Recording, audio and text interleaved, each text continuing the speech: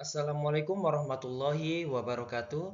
Perkenalkan, nama saya Ahmad Munawir dengan NIM 2021 12013. Di sini saya akan mereview materi interoperabilitas, yaitu dengan dosen pengampu Sri Rahayu Astari, STMkom. Oke, di sini saya akan menjelaskan materi pertama, yaitu konsep dasar interoperabilitas. Interoperabilitas berasal dari bahasa Inggris interoperable. Interoperable menurut Kamus Oxford memiliki pengertian able to exchange information, mampu saling bertukar informasi yang biasa digunakan dalam sistem komputer. Interoperabilitas adalah kemampuan dari dua atau lebih sistem atau komponen untuk pertukaran informasi dan menggunakan informasi yang telah ditukar. Di sini ada 6 manfaat interoperabilitas. Yang pertama yaitu integrasi sistem, yang kedua adalah efisiensi operasional, yang ketiga ada kolaborasi yang baik, yang keempat yaitu fleksibilitas, yang kelima keamanan, dan yang terakhir yaitu biaya dan inovasi. Selanjutnya di sini ada masalah interoperabilitas. Yang pertama yaitu kesulitan integrasi, yang kedua yaitu kesenjangan integrasi, yang ketiga kerentanan keamanan, yang keempat kompleksitas manajemen, yang kelima tergantung vendor, yang keenam kesulitan pemantauan. Selanjutnya di sini saya akan menjelaskan materi kedua, yaitu lingkup area dan manajemen interoperabilitas. Lingkup area interoperabilitas merupakan domain atau bidang di mana konsep interoperabilitas menjadi relevan dan penting. Ini mencakup lingkungan di mana sistem, aplikasi, perangkat, atau entitas lainnya perlu berkomunikasi, berkolaborasi, atau berintegrasi satu sama lain. Di sini ada 8 lingkup area interoperabilitas yang umum. Yang pertama yaitu teknologi informasi, yang kedua keuangan dan pembayaran, yang ketiga kesehatan medis, yang keempat transportasi dan logistik, yang kelima pemerintahan dan layanan publik, yang keenam pendidikan dan pelatihan, yang ketujuh Internet of Things atau biasa disebut dengan IoT, dan yang kedelapan pertanian dan lingkungan. Di sini ada aspek kunci interoperabilitas. Yang pertama yaitu ada standar, teknologi, semantik, proses, keamanan, dan manajemen. Selanjutnya di sini saya akan menjelaskan materi ketiga yaitu tentang teknologi informasi kesehatan. Teknologi informasi kesehatan atau biasa disebut Healthcare Information Technology merujuk pada penggunaan teknologi informasi dalam konteks perawatan kesehatan untuk meningkatkan efisiensi, kualitas, dan aksesibilitas layanan kesehatan. Ini mencakup berbagai teknologi dan sistem informasi yang digunakan untuk mengelola informasi kesehatan, memfasilitasi pertukaran data, mendukung pengambilan keputusan klinis, dan meningkatkan pengalaman pasien. Nah, mengapa kita membutuhkan komunikasi? Yang pertama yaitu koordinasi perawatan, yang kedua keselamatan pasien, yang ketiga hubungan pasien penyedia, yang keempat pengambilan keputusan yang tepat, yang kelima pendidikan pasien, dan yang terakhir pelaporan dan pertukaran informasi. Selanjutnya di sini ada tingkat interoperabilitas. Yang pertama yaitu standar, yang kedua ada API atau Application Programming Interface, yang ketiga yaitu integrasi middleware, yang keempat protokol komunikasi aman, yang kelima semantic interoperability, dan yang terakhir big data dan analitik. SDLC atau kepanjangannya adalah System Development Life Cycle. Model siklus hidup pengembangan perangkat lunak SDLC adalah kerangka kerja atau model manajemen proyek terstruktur yang menguraikan fase-fase yang diperlukan untuk membangun sistem TI dari awal hingga hasil akhir. Biasanya terdiri dari analisis kebutuhan, desain, implementasi, pengujian, penggunaan, dan akhirnya pemeliharaan perangkat lunak. Perkembangan standar pertukaran data juga mengalami siklus hidup seperti itu, dimulai dengan analisis kebutuhan, desain, dan lain-lain. Standar pertukaran data mencoba untuk menentukan format yang memungkinkan untuk menyampaikan informasi yang diperlukan untuk penggunanya. Selanjutnya di sini saya akan menjelaskan di materi keempat yaitu standar pelayanan kesehatan. Standar pelayanan kesehatan American Society of for Testing and Materials atau ASTM, sekarang dikenal sebagai ASTM International. Ini adalah organisasi internasional yang mengembangkan dan menerbitkan standar sukarela untuk berbagi produk, layanan, dan material termasuk dalam bidang teknik, ilmu material, kesehatan dan keamanan, lingkungan, serta banyak lagi. Standar ASTM digunakan secara luas di berbagai industri untuk memastikan kualitas, keamanan, dan kinerja produk. Mereka membantu produsen, pembeli, dan pengguna produk untuk memahami dan memenuhi persyaratan yang telah ditetapkan dalam berbagai konteks. ASTM Internasional didirikan pada tahun 1898 dan berkantor pusat di West Conshohocken, Pennsylvania, Amerika Serikat. Meskipun awalnya didirikan untuk mengatasi masalah di bidang kereta api, ASTM telah berkembang menjadi organisasi global yang menyediakan ribuan standar yang mencakup hampir setiap industri dan teknologi. Di sini ada 8 bidang utama yang dicakup oleh standar ASTM, yaitu yang meliputi yang pertama ada material dan produk material, yang kedua yaitu konstruksi dan bangunan, yang ketiga ada peralatan dan teknologi, lalu yang keempat ada kesehatan dan keselamatan, yang kelima lingkungan dan energi, yang keenam minyak dan gas, yang ketujuh transportasi, yang kedelapan adalah pendidikan dan pelatihan. HL7 atau Health Level 7 organisasi, HL7 merupakan singkatan dari Health Level 7 International. HL7 dimulai pada tahun 1987 ketika HL7 didirikan oleh Dr. E.D. Hammond bersama dengan sekelompok ahli kesehatan dan informasi kesehatan. HL7 atau Health Level 7 International adalah organisasi nirlaba yang didedikasikan untuk pengembangan standar komunikasi dalam industri kesehatan. Tujuan utamanya adalah untuk memfasilitasi pertukaran informasi kesehatan elektronik atau EHI antara sistem-sistem yang berbeda di fasilitas kesehatan. Standar yang dikembangkan oleh HL7 digunakan secara luas di seluruh dunia dalam sistem informasi kesehatan, rekam medis elektronik, dan aplikasi kesehatan lainnya untuk memastikan interoperabilitas data yang efektif di antara berbagai sistem. Selanjutnya di sini saya akan menjelaskan materi kelima, yaitu standar pertukaran data layanan kesehatan. Standar pertukaran data layanan kesehatan. Dalam bab ini, kita akan mempelajari standar pertukaran data dari sudut pandang teknis dengan fokus pada pendekatan kesesuaian yang digunakan untuk setiap standar. Bab ini menyajikan contoh standar pertukaran data perawatan kesehatan yang paling umum digunakan dan umum dari berbagai kategori, mulai dari HL versi 2X dan FHIR atau Fast Healthcare Interoperability Research yang ditentukan oleh HL7 International. HL7 atau Health Level 7 versi 2.x. Versi pertama HL7 versi 2.x dirilis lebih dari 20 tahun yang lalu. Sejak saat itu sejumlah besar perangkat tambahan telah diterapkan V2.x termasuk model komponen untuk tipe data, profil kesesuaian, kondisi spesifikasi, struktur pesan, dan pengelompokan segmen.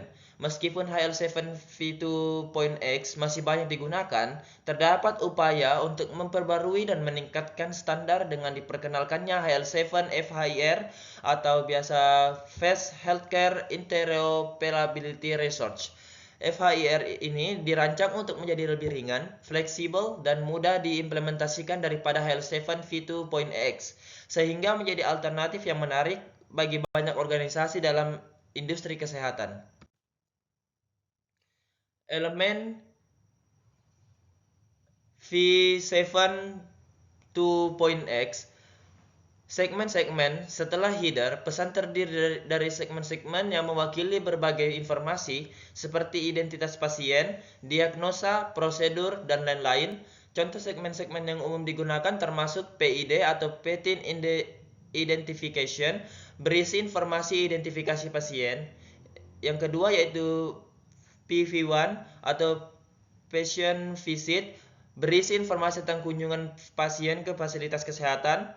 Yang ketiga yaitu OBX atau Observation, berisi hasil pengamatan atau hasil pemeriksaan. Yang keempat yaitu ORC atau Command Order, berisi informasi tentang perintah atau permintaan yang terkait dengan perawatan pasien. Yang terakhir yaitu MSH atau Message Header, sebagaimana disebutkan sebelumnya, berisi informasi tentang pesan itu sendiri.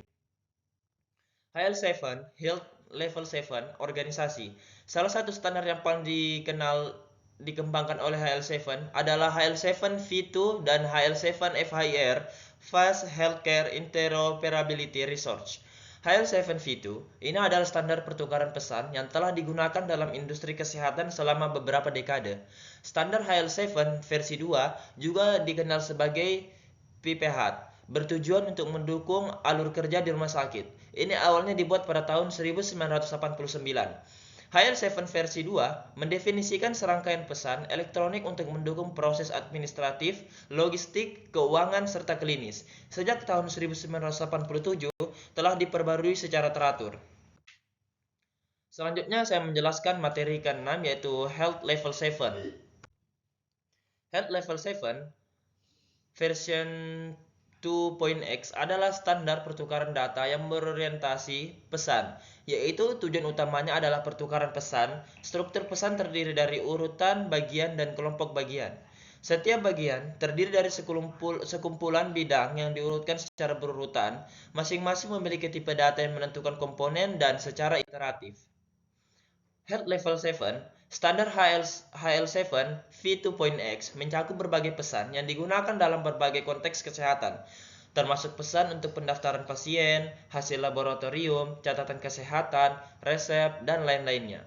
Pesan-pesan ini memungkinkan pertukaran informasi kritis dalam sistem kesehatan, seperti antara rumah sakit, klinik, laboratorium, apotik, dan penyedia layanan kesehatan lainnya.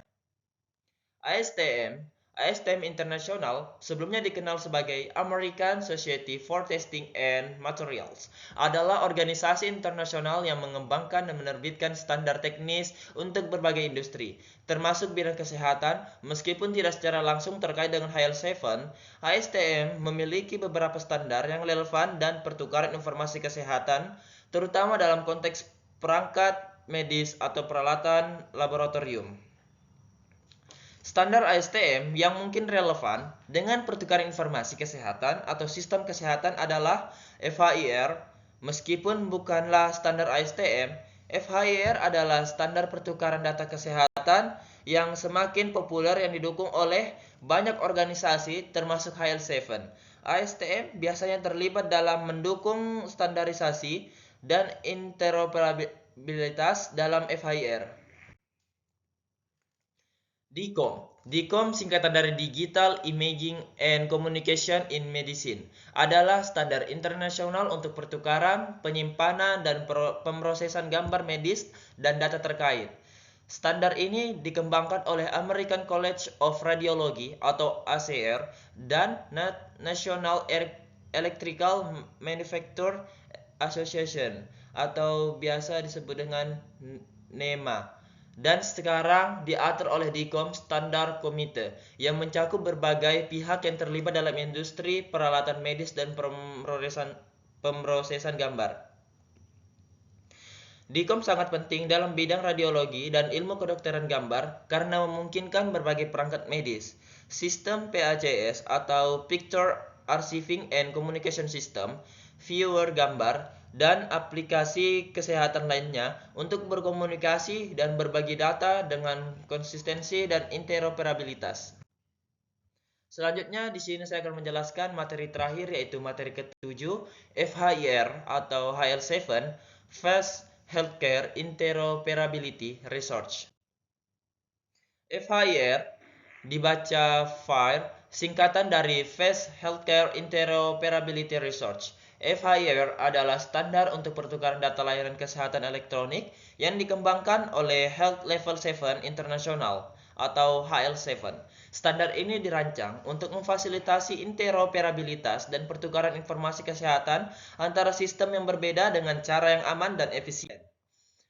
FHIR atau HL7 elemen hierarki, atribut sumber daya terkait dengan sumber dan referensi atau dasar untuk atribut lanjut sebagai elemen backbone.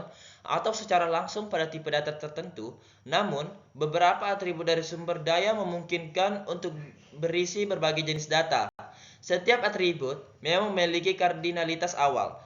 Setiap atribut juga dikombinasikan dengan satu atau lebih. FHIR atau HL7 referensi. FHIR memfasilitasi teknologi web pada tingkat yang mendasar. Hampir semua sumber memberikan atribut dalam bentuk referensi. Setiap referensi dapat terdiri dari URL dan sebuah deskripsi tekstual untuk tampilan. Referensi dapat diberikan sebagai sumber penargetan referensi mutlak pada suatu web, relatif terhadap sumber daya dari yang dirujuk atau internal. Dengan itu, berarti jaringan sumber daya dapat dibangun dalam beberapa organisasi. Interface harus mampu menangani berbagai jenis referensi dan query jika diperlukan. FHIR HL7 kesesuaian. FHIR telah didefinisikan sebagai seperangkat sumber daya untuk suatu tujuan, termasuk daftar berikut sumber daya yang masing-masing dijelaskan secara singkat dalam subbagian di bawah ini. Yang pertama yaitu data elemen, yang kedua struktur, yang ketiga operasi, yang keempat parameter pencarian, yang kelima nilai set, dan yang terakhir yaitu sistem penamaan. FHIR metodologi kesesuaian. Kelompok kerja HL7 Conformance harus mampu memastikan bahwa menyediakan profil dan sumber kesesuaian wajib bagi vendor. Menggunakan sumber daya spesifik untuk tujuan ini akan membantu dalam membangun ketentuan. Bahkan harus lebih baik, deklarasi ini harus dibuat tersedia secara online agar pengguna dapat menyelesaikan dengan lebih mudah. Kesesuaian sumber daya kemudian bisa menggunakan bagaimana server mengimplementasikan pencarian, unsur sumber daya, dan ekstensi. Tapi kemampuan ini tidak akan diperlakukan selain penggunaan sumber daya kesesuaian secara eksplisit. Penerapannya mungkin berbeda dengan dukungan fitur FHIR yang spesifikasi pencantuman sumber terkait dibandingkan referensi kepada mereka dan ekstensi sedang digunakan. Mungkin ini saja yang bisa saya review materi pada mata kuliah interoperabilitas. Kurang lebihnya mohon dimaafkan. Assalamualaikum warahmatullahi wabarakatuh.